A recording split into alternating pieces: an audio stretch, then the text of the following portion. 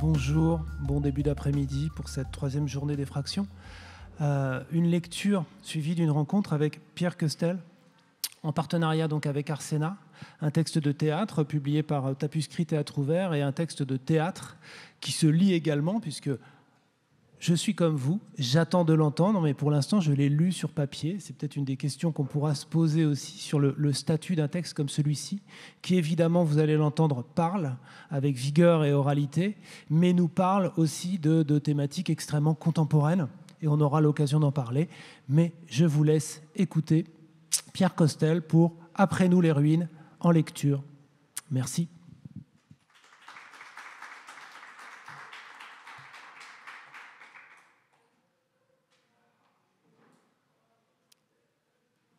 Après nous les ruines.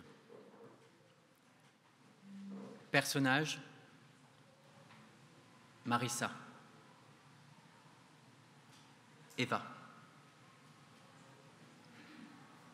Glenn.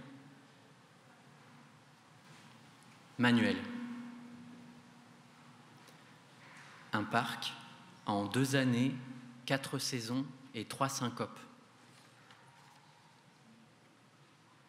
Printemps. 1. 12h09, temps ensoleillé, 23 degrés Celsius.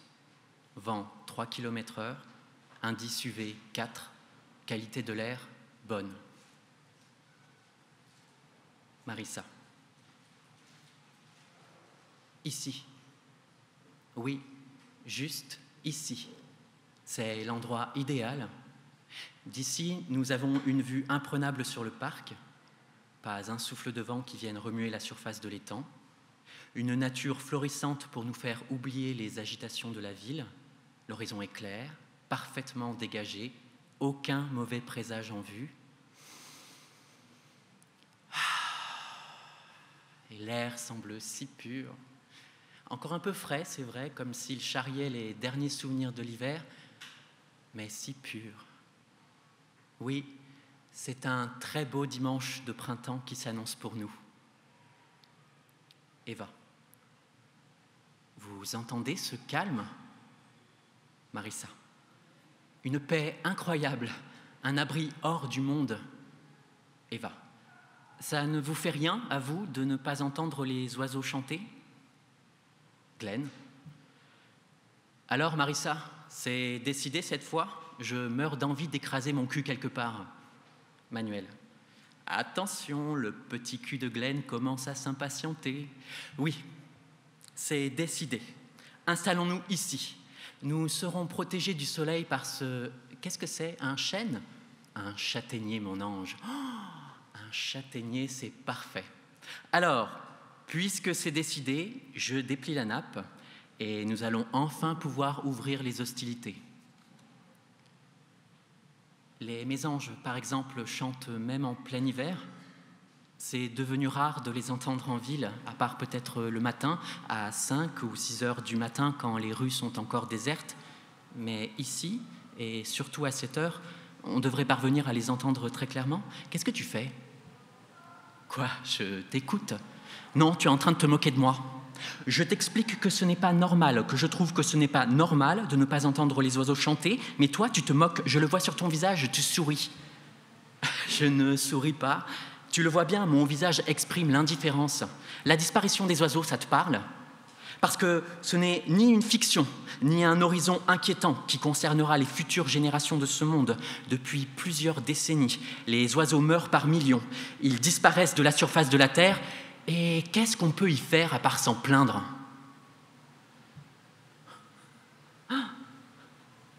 Tu es d'un cynisme, c'est effrayant. Tu as toujours été un être profondément cynique avec tes grosses bagnoles, tes costumes cintrés. C'est ce qui me dégoûte le plus chez toi. Eva, ce n'est pas la peine de te mettre dans un état pareil. Mais c'est toujours la même chose avec lui. On dirait que ça l'amuse de me foutre en rogne. Je ne comprends pas pourquoi elle s'acharne autant contre moi. Moi, je vois très bien pourquoi. Non, Manuel. Pour la 1000e fois, il n'y a aucune tension sexuelle entre Glenn et moi. Ça va faire 15 ans que vous nous ressortez le même refrain, 15 années de profonde déception pour vous, j'en ai bien conscience.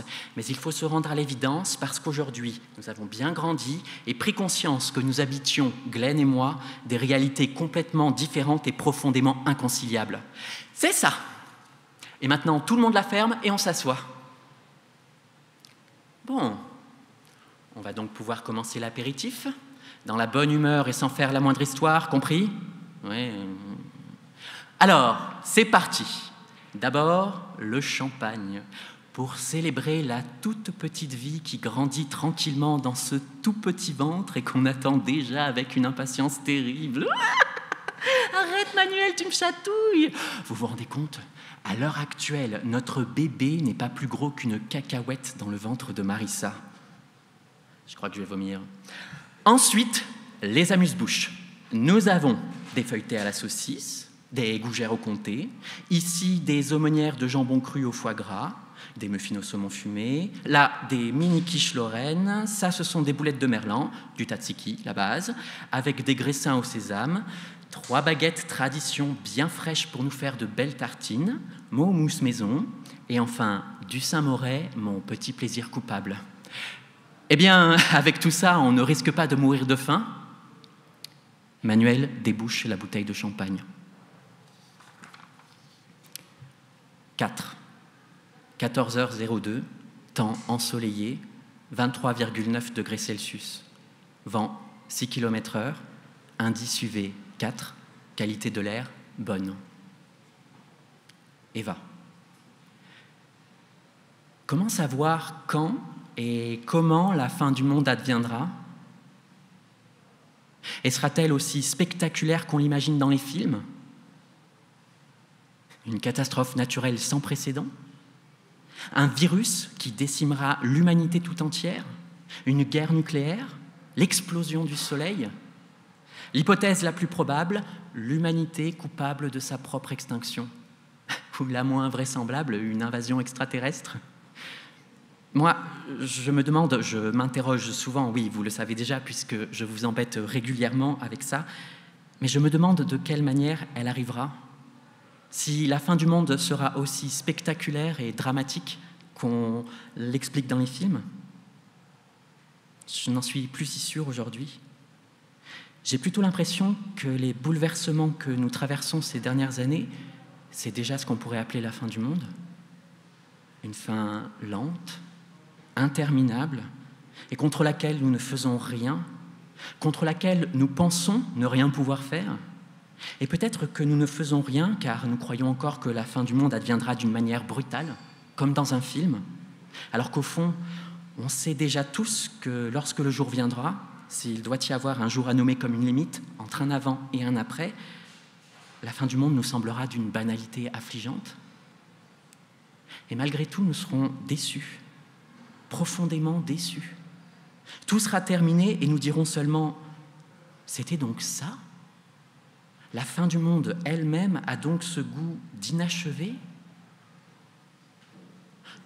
Vous voyez ce que je veux dire? 5. 14h27, temps ensoleillé, 24,2 degrés Celsius. Vent 6 km/h, indice UV 4, qualité de l'air bonne. Secousse sismique, 5 secondes, magnitude 3,4, intensité 2. Tiens, qu'est-ce qu'il y a? J'ai senti quelque chose dans ma nuque, une sensation étrange, comme un frisson de plaisir, ou peut-être une caresse, quelque chose d'agréable en tout cas, et maintenant, je crois bien que ça me démange dans ma nuque. Montre-moi. Tu vois quelque chose? Oh, il est rouge, viens voir. Oh, effectivement, il est rouge. On dirait que c'est enflé. C'est sans doute une piqûre. Une allergie? Ça ressemble plutôt à une piqûre. Un coup de soleil peut-être. Je te dis que c'est une piqûre. Il a juste un bug au cerveau. Je vois pas pourquoi vous vous affolez autant. Ça te fait mal? Glenn? Tu sens quelque chose quand j'appuie là? Glenn? Je ne suis pas sûr qu'il parvienne encore à nous entendre. C'est vrai qu'il a un regard étrange. Et Glenn? Est-ce que tu m'entends? Glenn? Oui? Je crois. Oui, je t'entends, Manuel. Comment tu te sens? Je ne sais pas. Je n'ai pas de mots pour le dire. Je me sens... Je crois que je me sens comblé. Oui, c'est ça, comblé. Comblé par la vie.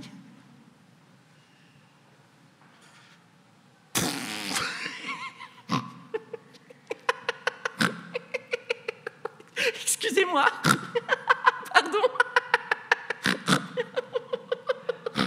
Je sais pas pourquoi je rigole comme ça.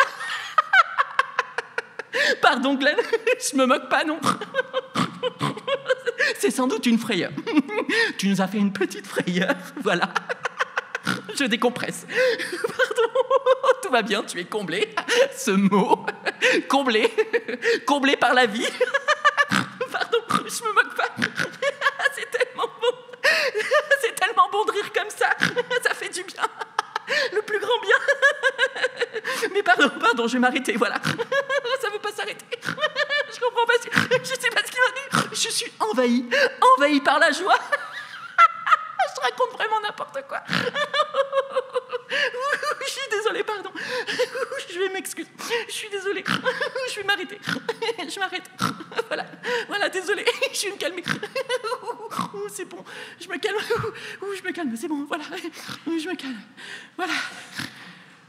C'est fini.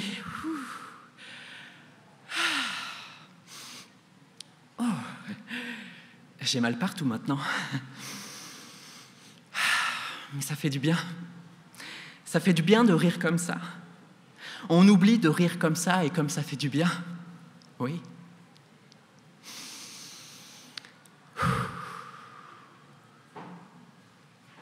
Voilà. Maintenant, je suis calme. 7. 16h04. Couverture nuageuse partielle. 23,1 degrés Celsius. Vent 8 km/h. Indice UV 4. Qualité de l'air bonne. C'est l'heure du goûter, les enfants. Vous voulez du gâteau? Une petite douceur pour se faire plaisir? Oui, non? Attention, parce qu'après, il n'y en aura plus assez pour tout le monde. Hein. Si personne ne se prononce, moi, j'en veux bien une part. Rien qu'une? Tu es sûr? Ah oui, pourquoi? Une très grosse part, alors. Tu es moqueur. Il est moqueur, vous ne trouvez pas? Non, je ne suis pas moqueur, je suis tendre. Oh, tendre, j'aime beaucoup ça, tendre. Allez, c'est parti. Une grosse part de tendresse pour ma gourmande et une. S'il en reste un peu après vos effusions de tendresse, j'en veux bien une part, moi aussi. Je vais également essayer d'y goûter. Ça va, je ne suis pas une vorace? Non, seulement les nuits de pleine lune. Oh, toi alors. Manuel coupe le gâteau et donne sa part à chacun. Tout le monde est servi? Eh bien, bon appétit. Manuel, Marissa, Glenn et Eva commencent à manger. Secousse sismique, 9 secondes, magnitude 3,7, intensité 2.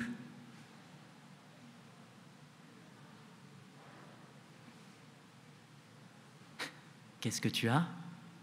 Tu fais une de ces têtes? On croirait que tu as vu la mort. Pas du tout. Je suis surpris. Je suis agréablement surpris, Manuel. Je trouve que ton gâteau est vraiment excellent. N'en faites pas trop quand même. Il n'est pas si bon que ça, je me suis planté dans la cuisson. Mon ange, ne sois pas si modeste. Je vous assure, il est trop cuit. Ah, c'est fou, hein? À chaque fois, tu ne sais pas recevoir les compliments. Si. Bien sûr que si, excusez-moi. Vous me faites plaisir. Ça me fait vraiment plaisir que vous aimiez. Par contre, j'arrive pas à reconnaître la saveur. Il est à quoi exactement? Je ne dis rien, c'est vous qui devinez. C'est du caramel? Ah non, c'est clairement un gâteau au chocolat. Moi, j'aurais plutôt dit un mélange de fruits rouges et de café, avec une pointe de vanille, à moins que ce ne soit de la cannelle. Si ça ne vous dérange pas, j'en reprendrai bien une part. Pas de problème. De toute façon, tout doit disparaître. On ne rapporte rien à la maison. Allez, si tout le monde en reprend, je me laisse tenter aussi. Eva, je t'en garde une part? Avec plaisir. Manuel coupe le gâteau, pendant que les autres terminent leur première part. Alors, dis-nous, Manuel, finalement, il y a quoi dans ce gâteau? Glenn, Eva et Marissa regardent Manuel dans l'attente de sa réponse. Secousse sismique, 14 secondes, magnitude 4,5, intensité 3. Syncope. Dans la nuit de dimanche à lundi, à 6h57 du matin, un séisme de magnitude 8 sur l'échelle de Richter. 7 morts, plus de 200 blessés et 24 personnes toujours portées disparues. Des secousses de faible intensité enregistrées les jours précédents. La centrale nucléaire de la crainte d'une nouvelle crise.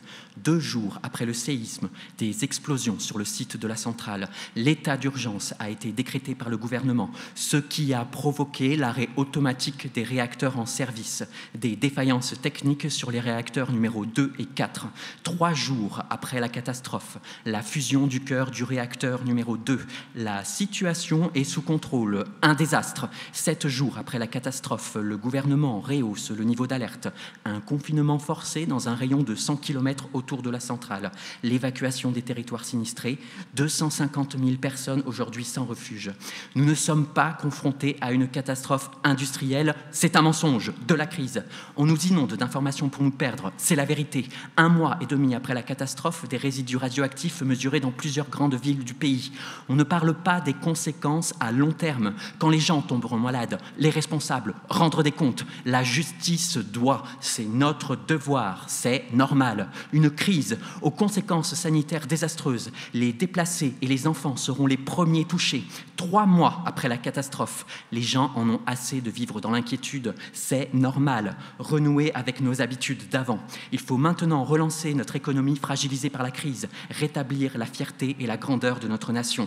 La vie continue, c'est normal. Et maintenant, retour à l'actualité. Des manifestations dans toutes les grandes villes du pays contre le projet de réforme. En ce début d'été, le festival de la photographie.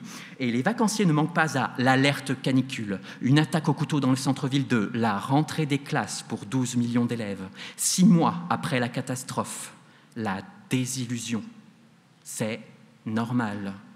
On espérait que les choses allaient changer, mais on a recommencé à vivre comme si rien ne s'était passé. C'est ça le plus terrible. Automne. 1. 12h25, couverte nuageuse ciel, 26,2 degrés Celsius. Vent 9 km/h, indice UV 7, qualité de l'air. Marissa. Excusez-nous pour le retard, on a eu un petit imprévu avant de partir. Eva. Rien de grave? Vous êtes arrivé depuis longtemps? Glenn. Non, depuis quelques minutes, seulement quelques minutes. On bavardait pour passer le temps. En fait, on ne disait rien. Oui, on vous attendait, tout simplement. Bien. On va donc pouvoir s'installer? C'est toujours aussi beau ici, vous ne trouvez pas? L'automne est doux, l'été indien qui s'annonce, les feuilles des arbres commencent à déployer leur dégradé de couleurs. Il y a quelques nuages à l'horizon, c'est vrai, mais le soleil est avec nous malgré tout. Un ciel relativement dégagé. Profitons-en, puisque les derniers mois... Mais on ne va pas parler des derniers mois. Du plaisir avant tout, c'est le maître mot de cette journée. Il y a des oiseaux, non? Ils sont là, quelque part dans le parc. Il faut croire qu'ils n'ont pas encore entamé leur migration. Manuel, tu nous déplies la nappe? C'est comme si tout était aussi paisible et harmonieux qu'avant. Aujourd'hui, à entendre les oiseaux chanter, j'ai l'impression que les 6 derniers mois n'ont pas vraiment eu lieu. Manuel, pourquoi tu ne déplies pas la nappe? Manuel, c'est que j'ai comme un doute. C'était ici? La dernière fois, on s'était installé ici? Tu ne te rappelles pas, il y avait ce chêne. C'est un châtaignier, Marissa. Oui, un châtaignier, peu importe. On s'était installé ici pour qu'il nous protège du soleil. Alors je vais... Et n'oublie pas la bâche entre la terre et la nappe. Tu as peur de salir ta nappe? Bien sûr que non. J'ai une machine à laver, Eva. Je peux faire une machine pour laver mon linge sale. J'ai aussi du détachant, si besoin, pour les grosses salissures. Taches de vin, de gras ou d'herbe, ce n'est pas un problème. Même le sang, je peux l'enlever facilement. Quoi? Il suffit de laisser le produit agir pendant quelques minutes. Pourquoi tu parles de sang? Ensuite, tu frottes la tache et... Le sang, c'était juste un exemple. Non, non, s'il te plaît, je sens qu'un petit rien et je pourrais me mettre à pleurer sans raison. Parfait. Alors, on va pouvoir commencer avec l'apéritif. Vous ne vous asseyez pas? Si, bien sûr, oui. Tout est là. Vous verrez, j'ai essayé de faire attention. J'ai seulement pris des produits importés, des choses bien emballées pour... Mais bref, allez-y, servez-vous. Ça va, Manuel? Tu as l'air un peu... Oh, oui, ne faites pas attention, il est comme ça depuis ce matin. Ce n'est rien. J'ai mangé quelque chose que je n'arrive pas à le digérer. Je lui ai dit de rester à la maison, mais il n'a rien voulu entendre. Je voulais venir. J'ai insisté pour venir parce que je ne voulais pas te laisser toute seule ici. En vérité, il est comme ça depuis des semaines. Par moments, Manuel passe des heures entières replié dans son coin, comme si le monde autour de lui n'existait plus. Et puis il y a des jours, comme aujourd'hui, où il a des sortes d'élans, des obsessions incompréhensibles, et alors, il ne veut plus me lâcher d'une semelle, comme s'il voulait se fondre dans ma peau. J'ai juste avalé quelque chose qui ne passe pas. On ne va pas commencer à en faire tout un drame, ni commencer à croire des choses qui ne sont pas vraies, n'est-ce pas? Non. Bien sûr que non.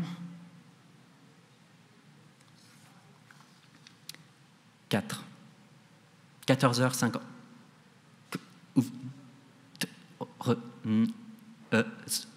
Ciel. 5. Ok. U. R. Marissa. À un moment donné, la conversation s'épuise et le silence s'installe autour de nous. On n'entend plus qu'un léger, très léger souffle du vent qui glisse entre les arbres. Les branches s'agitent doucement, elles craquent. Je frissonne, comme après un coup de froid. Pourtant, je meurs de chaud. À cet instant précis, j'hésite à prendre la parole. J'ai une impression étrange qui creuse le fond de mon ventre, qui ne me quitte plus depuis quelques minutes, probablement depuis 1 heure, peut-être même depuis notre arrivée. Quelque chose manque. Il y a un vide là, entre nous. J'en suis certaine, quelque chose n'est plus là. Nous avons perdu, comme une étape importante dans ce rituel, notre dimanche au parc. Je repasse en boucle les images des dernières heures, mais je ne vois rien, ne retrouve pas les mots, aucun geste de ce que nous aurions dû, mais oublié de faire. Et pourtant, il manque cette chose-là. Une chose à laquelle nous aurions dû penser spontanément. Mais nous avons oublié d'y penser, et à présent, il est trop tard. Le souvenir s'est embrouillé, il s'estompe, il s'apprête à disparaître, et alors ce sera comme s'il n'avait jamais existé. Et pourtant, il suffirait peut-être d'en parler pour qu'il nous revienne en mémoire. Oui, je suis au bord de parler et pourtant je ne dis rien. Je regarde le parc, sa quiétude. J'essaie seulement d'accepter l'irrémédiable. 5, 15, 6, voile. 4,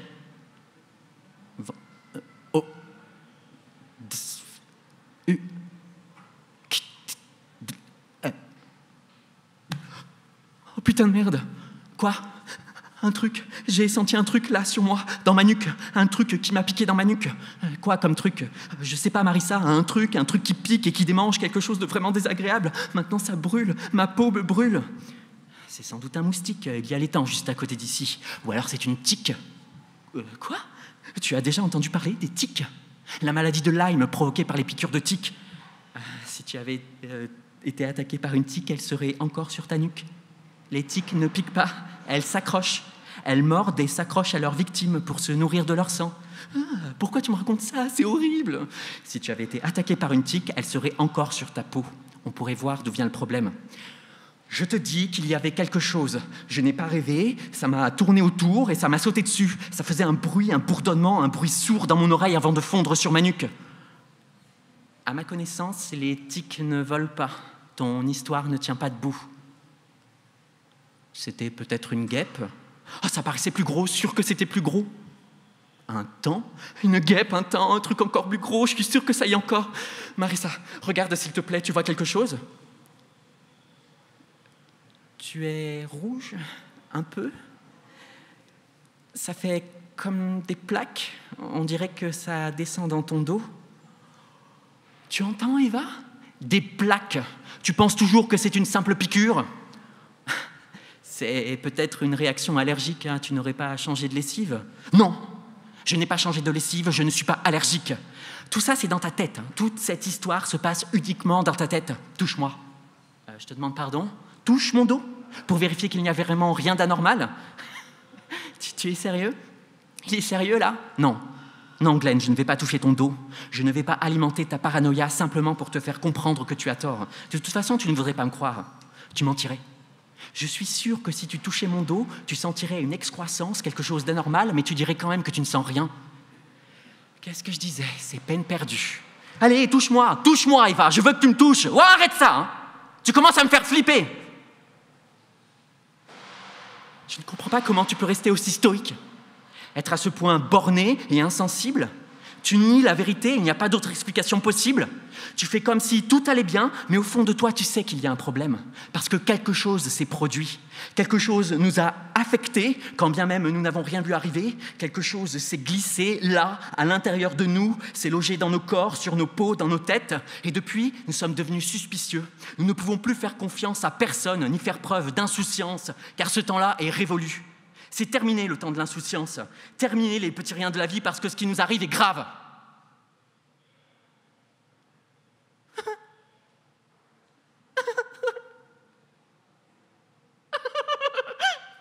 Excusez-moi.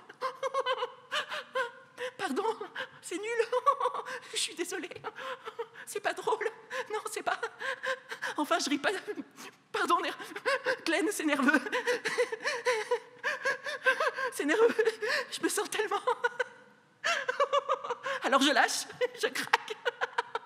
Je sais pas pourquoi. C'est nerveux. C'est tellement... J'ai tellement chaud. J'ai chaud, je pleure. Pardon. Je contrôle plus du tout. Tout mon corps qui s'emballe, qui tremble, qui craque. Je craque. J'ai chaud. Cette sueur insupportable. Non, je vais m'arrêter. Promis, j'arrête. Je vais me calmer. Je peux m'arrêter. Pardon. Je vais respirer. Je respire. Oui, tout va bien. J'arrive pas. Désolée. Je respire. J'essaie. Oui. Ça y est. C'est bon. Oui. Pardon. C'est bon. J'arrête. Oui, c'est bon. J'arrête. Je me calme. C'est bon. C'est fini.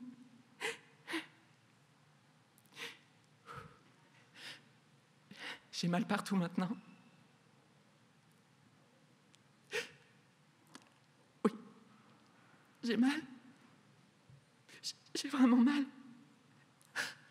Je n'arrive plus à respirer. Ça va aller. Allonge-toi, Marissa. Ferme les yeux. Respire. Ça va passer. C'est seulement une frayeur. On s'est fait une petite frayeur tous les 4, mais tout va s'arranger. Rassure-toi. Merci.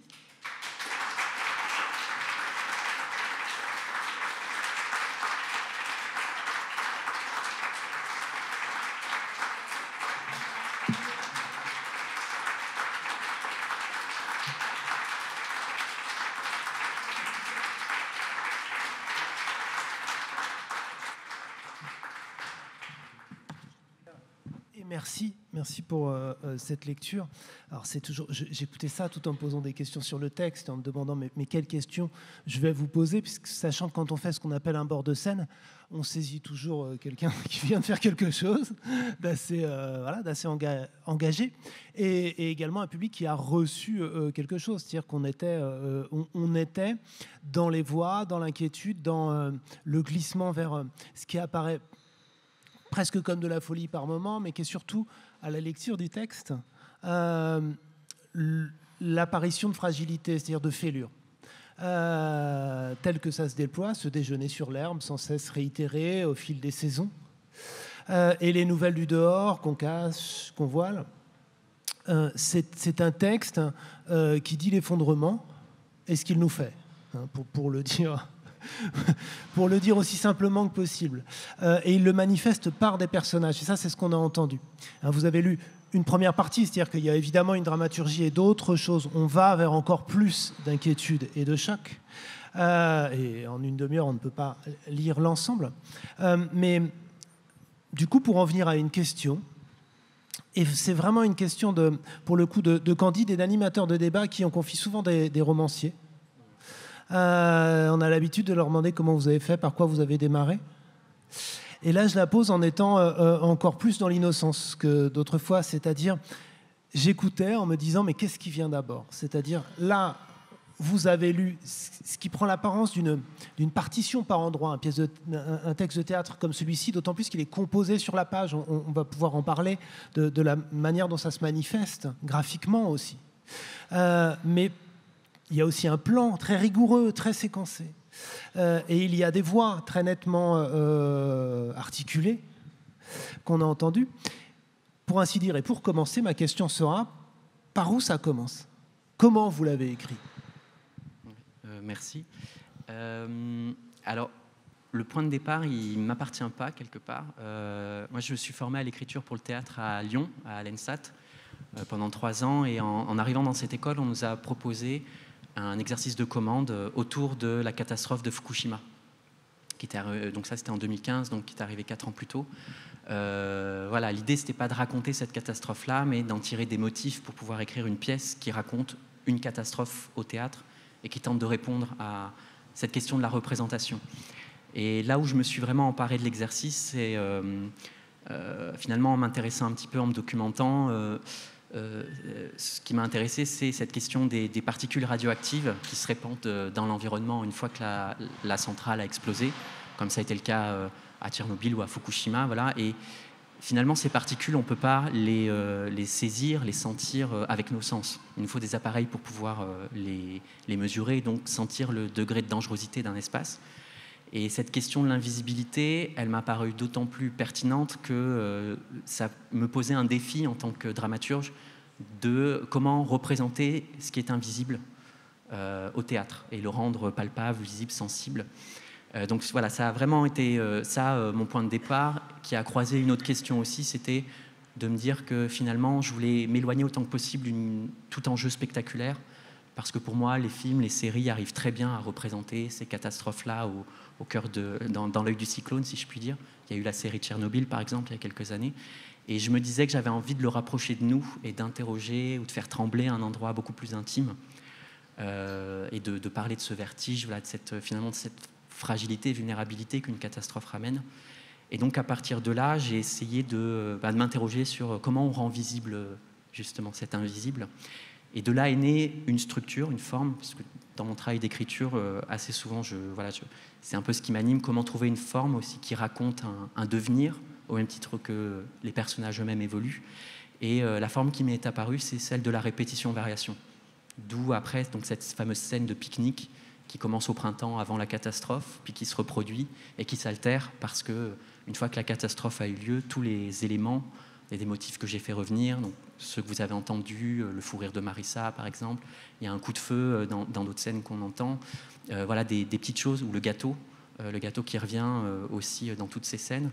Et voilà, ce que j'ai essayé de rendre sensible, c'est comment on les interprète différemment, les reçoit différemment, qu'est-ce qui change dans notre langage, notre rapport aux autres, le corps aussi des autres, comment on le perçoit, on entre en interaction avec lui. Et petit à petit, voilà, cette forme s'est mise en place d'elle-même. Ce qui monte, c'est l'inquiétude. Alors là, en tant que spectateur, vous nous avez inquiétés, c'est-à-dire comme vous avez pu l'interpréter, je pense à ce rire incontrôlé, comme à ces larmes incontrôlées, comme à ces cris par rapport aux piqûres, qui apparaissent là et qui sont évidemment beaucoup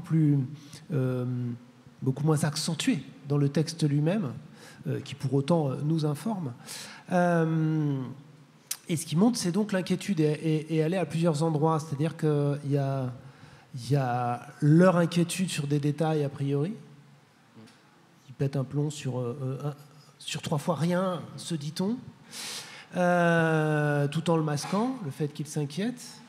Et vous parliez de l'invisible, de la menace nucléaire, qui est clairement là dans les enjeux narratifs du texte, mais il me semble qu'elle est à la fois là concrètement et également symbolique de tout un ensemble de menaces. L'invisible, par moment, alors pas dans ce que vous avez lu, c'est un peu après, mais j'ai également pensé à ce que nous a fait à toutes et à tous le confinement. Le confinement fait toute cette période, quoi. L'avant, le pendant, l'après, le on ne sait pas, une menace invisible, enfin, et ça, on l'a tous vécu, et le dérèglement dans lequel ils sont me semble aussi redire, et c'est là où je dis, ils nous inquiètent quand on vous écoute, mais en fait, leur inquiétude est nôtre, quand on le lit et quand on se l'approprie, parce que ça rejoue ce dérèglement qui ne s'est pas terminé. Enfin... Oui, bien sûr. C'est d'autant plus juste que, en fait, j'ai écrit une première version de cette pièce entre 2015 et 2016, et puis cette version-là, j'en étais pas pleinement satisfait. Je sentais que j'avais donc créé cette forme dont je parlais à l'instant, mais dans laquelle j'étais prisonnier, en fait, parce que c'était beaucoup trop formel. Et puis j'ai laissé la pièce reposer, et je l'ai retravaillée justement en 2020. Pendant le deuxième confinement, où en plus, comme les théâtres étaient fermés, nos activités à l'arrêt, j'ai aussi retrouvé plus de temps pour m'y consacrer, et je sentais qu'il y avait une résonance avec ce qu'on vivait très forte, et peut-être une nécessité de revenir à ce texte qui ne m'avait pas quitté pendant toutes ces années. Et c'est vrai que, oui, quelque part, il y a quelque chose de plus large sur le vertige en fait, que provoque une catastrophe sur nous. Comment, c'est vrai que ça nous parle peut-être plus directement pendant le Covid. On ne savait plus vraiment comment tirer le faux du vrai, quelles informations étaient recevables, lesquelles étaient des mensonges, et quelle position adopter à une époque où en plus on nous demande beaucoup de réagir, d'être situé. Moi en tout cas j'ai ressenti très fort ce vertige, et j'avais l'impression qu'il était assez collectif, et donc que l'inquiétude comme ça, elle était motivée par cette dimension-là. Et puis petit à petit il y a eu quand même, et c'est aussi ça qui a nourri le retravail de la pièce, par une forme de lassitude à un moment. Donc, on ne l'a pas entendu dans les 2 parties que j'ai lues, mais par la suite, voilà, il y a aussi une énergie qui devient un peu plus lasse, qui s'épuise, qui se cristallise avec la dernière partie sur l'hiver. Donc, on est un petit peu gelé dans cette catastrophe.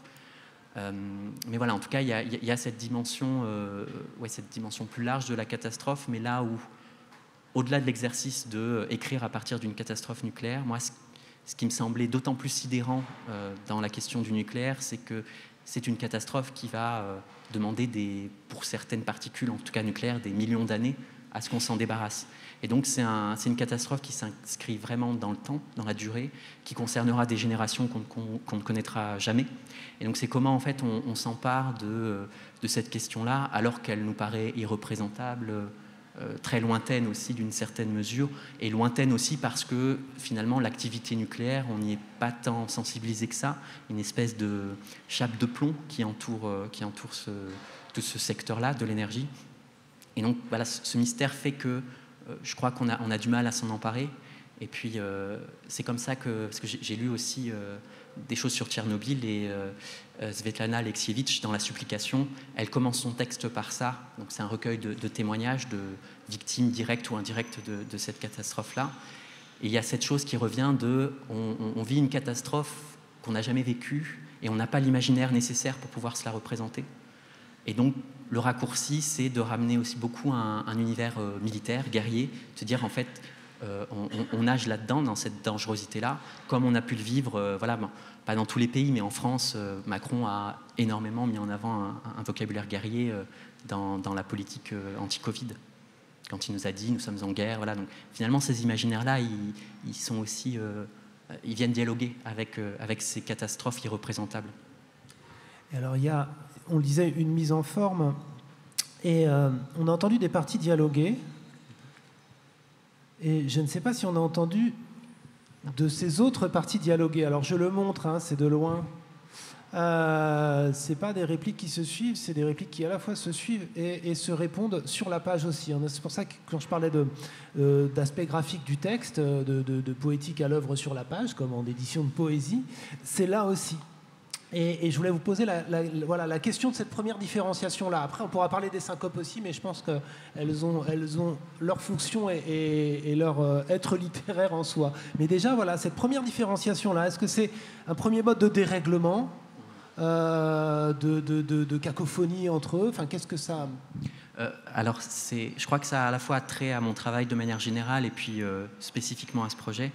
De manière générale, j'ai un rapport à l'écriture très rythmique, très musical.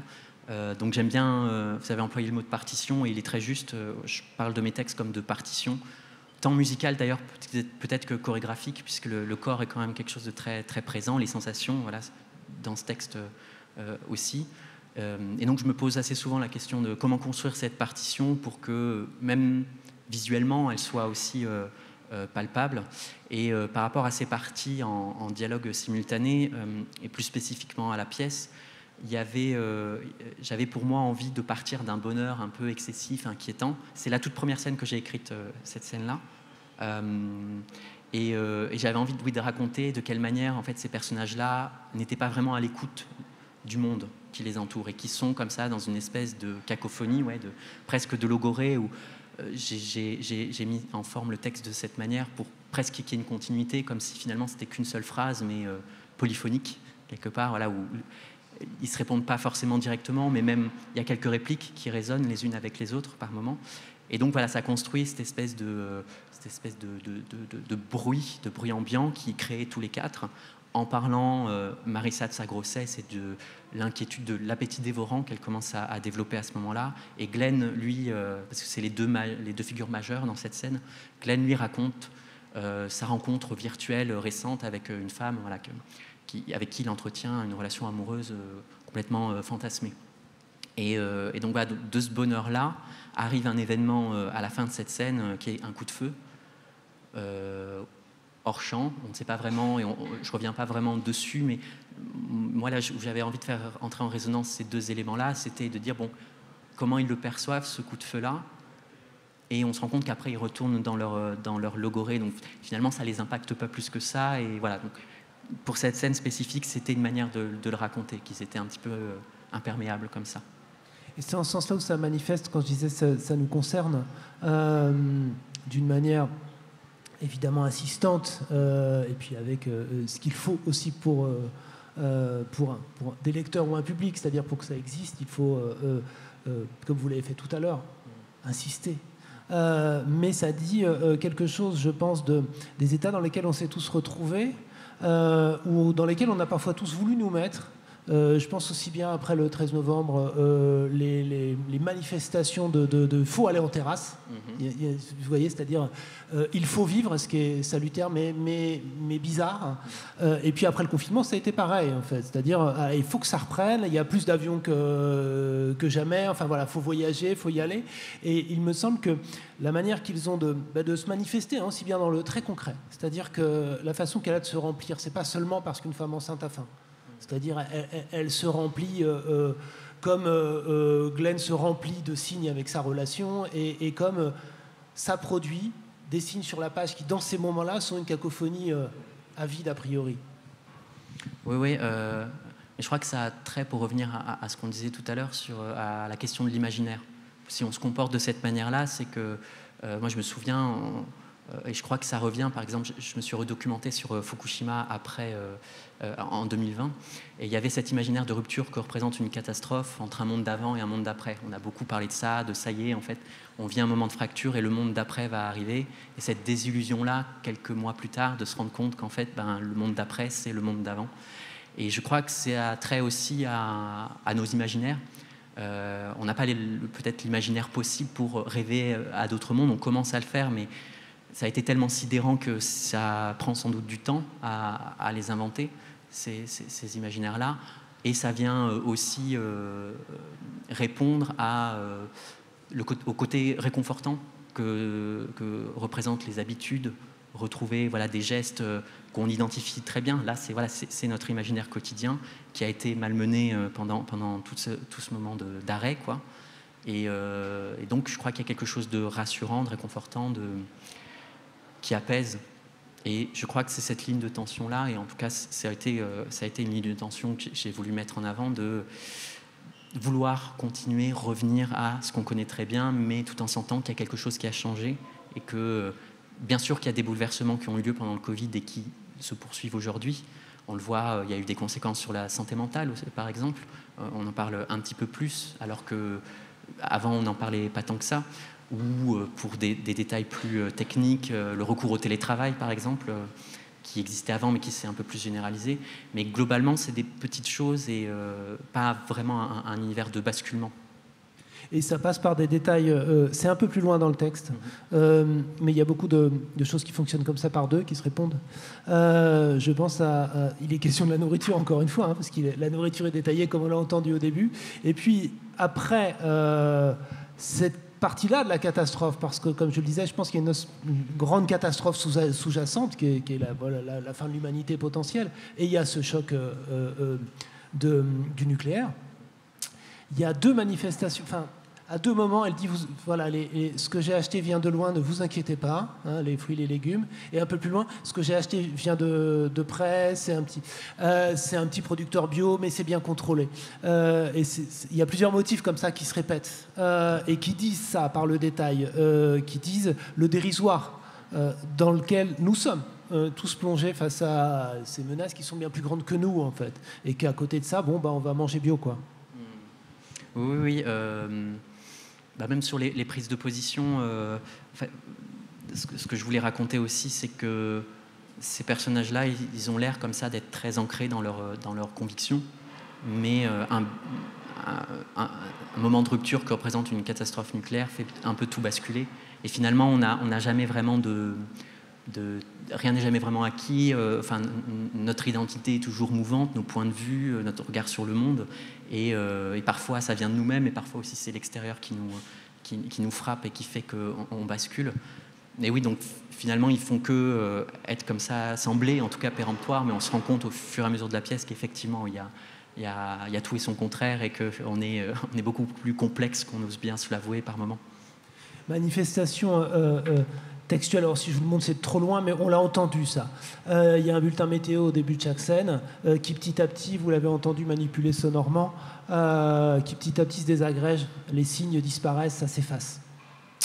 Ça, c'est très explicite comme signal, je pense. Très compréhensible, très explicite. Et en même temps, ça dit aussi une potentialité d'autres catastrophes, celle de la crise climatique. Mais il y a aussi ces syncopes qui viennent conclure les parties. Vous en avez lu une. Et je voudrais vous interroger sur le statut, ce statut-là du texte dans le texte. Parce que c'est pas exactement un monologue, c'est comme un cut-up au départ, de dépêche, de tweet, c'est de la dépêche, c'est informatif, et puis ça mute. Il y a un énonciateur qui change. À la fin, c'est un peu... Merci. À la fin, un des personnages, pas toujours le même d'ailleurs, prend parole finalement. C'est-à-dire qu'il y a un renversement, une tentative aussi, je pense, de réaffirmation de l'humain au cœur de ce flux d'informations anesthésiantes. Oui, alors, ces parties-là, les syncopes, elles n'existaient pas dans la première version du texte. C'est venu parce que... disons que la difficulté que j'avais avec cette pièce, c'était de trouver le juste milieu entre dire ou ne pas dire la catastrophe. Au début, j'avais que les scènes de pique-nique, et puis je me rendais compte, et dans les retours que j'avais, qu'il manquait quelque chose, une manière pour les lecteurs, spectateurs, de s'emparer en fait de la catastrophe. Et donc, j'ai d'abord pensé donc, techniquement à peut-être qu'il faut rajouter de l'information aussi, des éléments de compréhension. Et c'est là où j'ai commencé à imaginer ces bouts de texte-là. Oui, j'ai voulu construire de cette manière pour rendre compte plus directement du vertige dont je parlais tout à l'heure, où on est baigné dans un flux d'informations qui vont dans tous les sens, on entend tout et son contraire, et finalement, et ça va très vite en plus, donc il y avait vraiment cette volonté de rendre cette sensation-là, et en même temps que de donner des éléments, mais qui ne sont pas finalement donnés si facilement, où il faut un petit peu tirer de qu'est-ce qu'on entend, qu'est-ce qu'on retient, qu'est-ce que ça crée comme vertige, et comment ça raconte et ne raconte pas la catastrophe en même temps. Voilà, et qui, pour moi aussi, crée une espèce de hors-champ, un contrepoint, et de se dire que,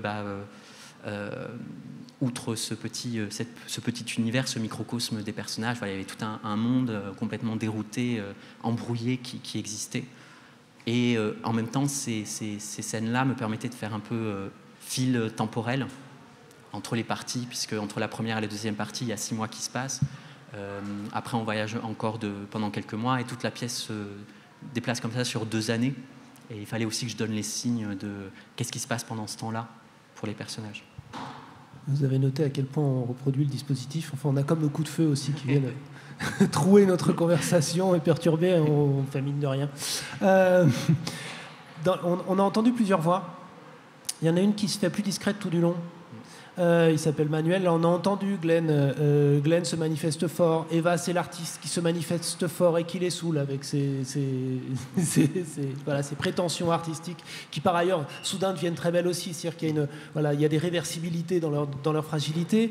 Il y a Marissa qui elle attend donc un bébé, donc et qui est enseignante. Donc elle est définie. Et puis il y en a un, et d'ailleurs c'est un moment fort, puisqu'à un moment il demande lui-même, comme un personnage en quête d'auteur à cet endroit, mais moi, pourquoi personne ne me demande ce que je fais? Du coup, je vous pose la question, plutôt que de tout dire. Manuel, qui il est, le fait qu'il soit en contrepoint aussi est intéressant, justement, par rapport à ce qu'il fait, me semble-t-il, et qui a quand même également grand rapport avec le titre. Oui, alors... C'est sur les choses qu'on ne maîtrise pas complètement quand on écrit. C'est vrai que c'est un personnage qui assez rapidement s'est dessiné en creux, et que j'ai essayé de faire un peu plus parler, puis je me rendais compte qu'il y avait quelque chose qui coinçait et qui avait trait, je crois, à son caractère.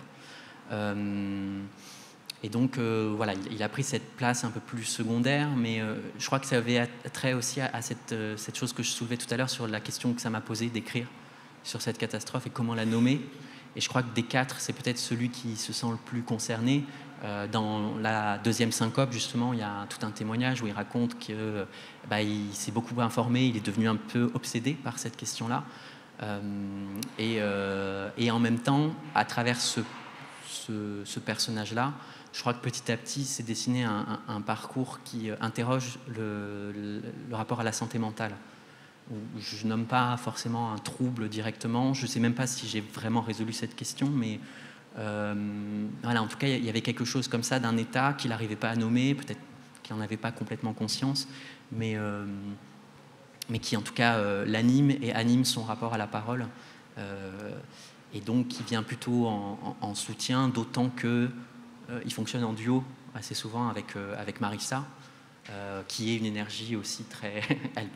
Elle prend beaucoup de place, c'est pour moi le personnage prédominant de cette pièce. Et justement, le moment où elle n'est pas là, c'est celui où il pose cette fameuse question de pourquoi personne ne me demande jamais ce que je fais. Donc il y a un petit peu de cette chose-là, du rapport des uns des autres et de son parcours, son propre état qui a nourri ce rapport à la parole chez lui.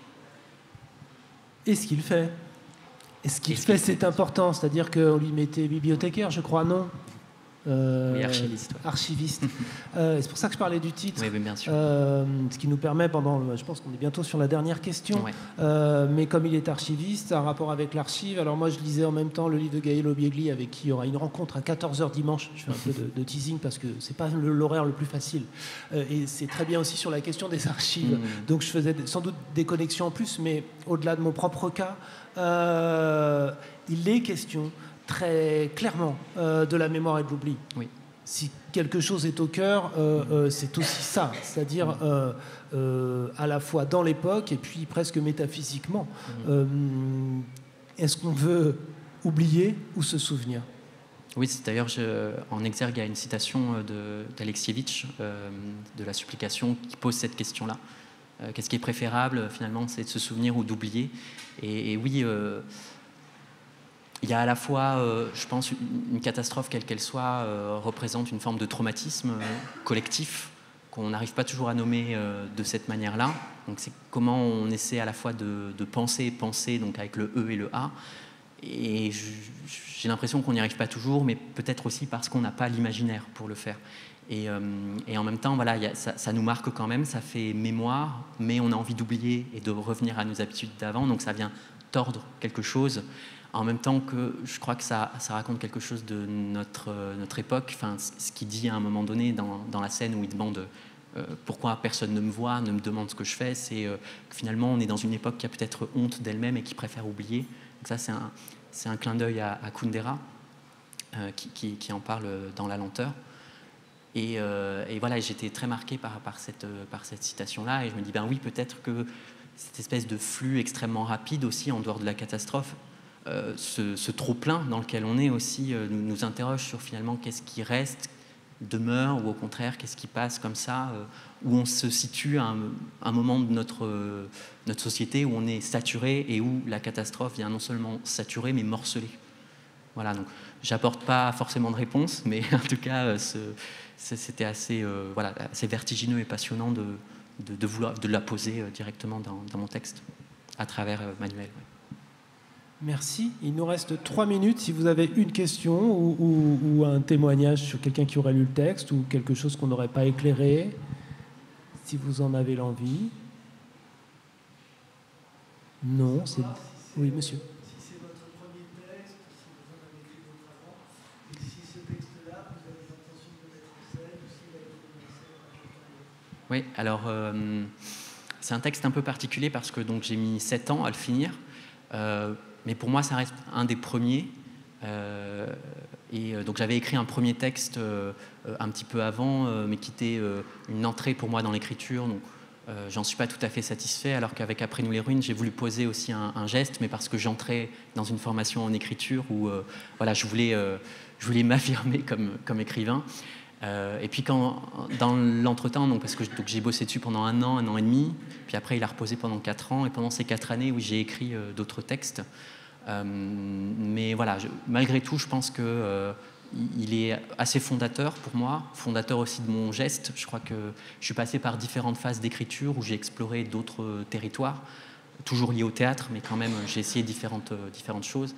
Et voilà, j'y suis revenu parce que je crois que c'est assez fondateur, ça me représente assez bien ce travail-là, ou en tout cas c'est ce qui me motive. Et sur la question de la mise en scène, alors elle n'a pas encore eu lieu. Il y a eu des mises en lecture qui ont été faites, notamment une à Théâtre Ouvert en décembre dernier avec Léna Pogam et des étudiants du TNB. Et il y aura a priori une mise en scène prévue avec Vincent Garanger, donc, qui est acteur et metteur en scène, a priori en 2025-2026. Voilà. Merci. Une autre question, mais on est à la fin. Merci beaucoup de votre attention et merci de ce texte et puis de cette sacrée lecture. Merci beaucoup. Merci Pierre. Merci. Bonne suite, bon après-midi.